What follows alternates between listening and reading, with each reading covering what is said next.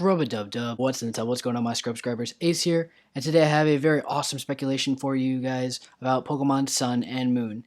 Now, my theory is that Pokemon Sun and Moon is going to be in relation to the Sinnoh region.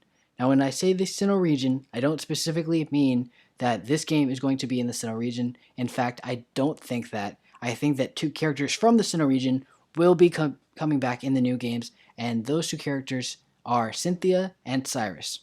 Now, why I think those are, if you scroll down onto their Bulbapedia pages, scrolling down on the Cynthia one, you can see that Cynthia translates equivalent to, in Spanish, Cynthia, and that translates back to Cynthia in English, but the meaning there means the Greek moon goddess Artemis, and the counterpart to that is Helio, who translates back to Cyrus.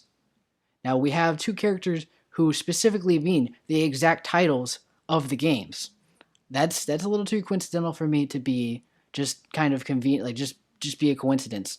I think that there's a little bit something there, and I definitely see that these characters could definitely return in these games. And now let's look at the games that they had from the main story: Pokemon Diamond and Pokemon Pearl. Now, diamonds in many traditions are regarded as bright symbols, as the sun is for shining, and pearls are often known as the lunar symbol.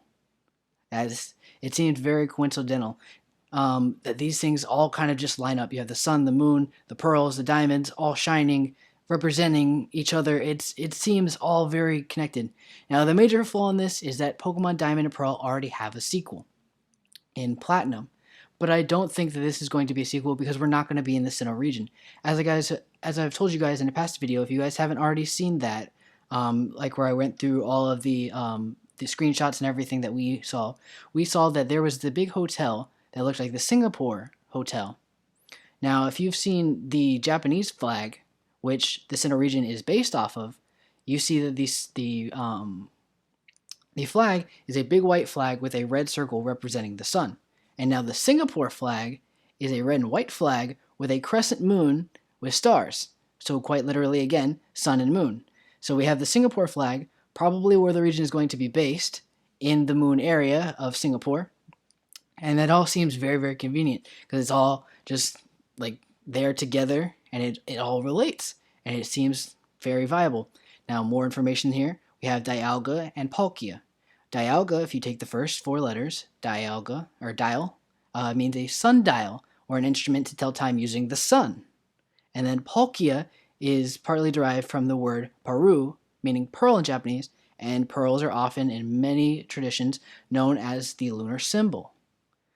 Now, this all seems kind of a little convenient, and there's a lot of holes in this. I understand that. If you guys don't think this stuff is correct, or if I'm reaching a little bit too much, you guys can leave it down in the comment section. Tell me a new one. I definitely want to see the holes in this theory. I want to see, how we can look through this. I'd like to kind of figure out some of the stuff that the new games will have for us before they even come out. That would be so great. And now, one thing that I also like, that I think is really, really cool to think about, is that Cyrus disappears in Platinum after he is unable to take over the world because of Giratina interrupting his taking over Dialga and Palkia to take over the world. And Cyrus disappears in Platinum, and he just runs off, and We don't hear from him again, and we don't know what really happens with him. So from there, we kind of can make this cool connection because it's known that Cyrus really likes machines pretty much over humans and Pokemon overall.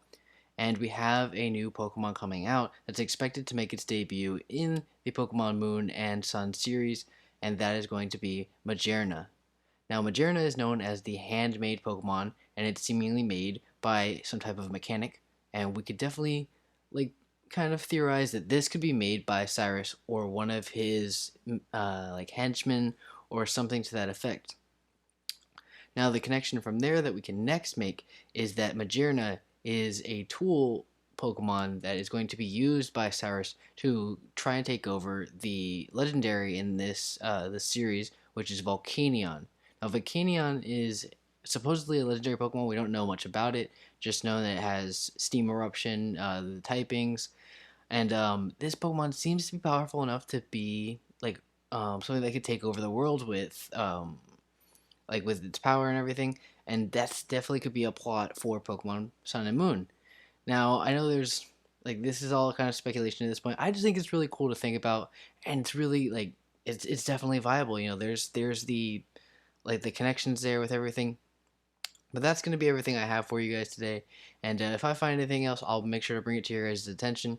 And like I said, if you guys think that I'm reaching a little bit, or if you think some of this is a little bit too far fetched, you can let me know down in the comment section below. Or if you're on the opposite side and you really agree with me and you want to, you know, like comment down there and like kind of continue on to some things that I may have missed, that's awesome. You know, I'd really love to know. So on either side, just let me know down in the comment section below. You know, I'd love for us to just, you know, figure out all this stuff beforehand and just, I think it'd be really cool. But yeah, thanks for checking out the video, guys. Make sure to hit that like button and subscribe if you did enjoy. And that's going to be it. I'm Ace. Bye-bye.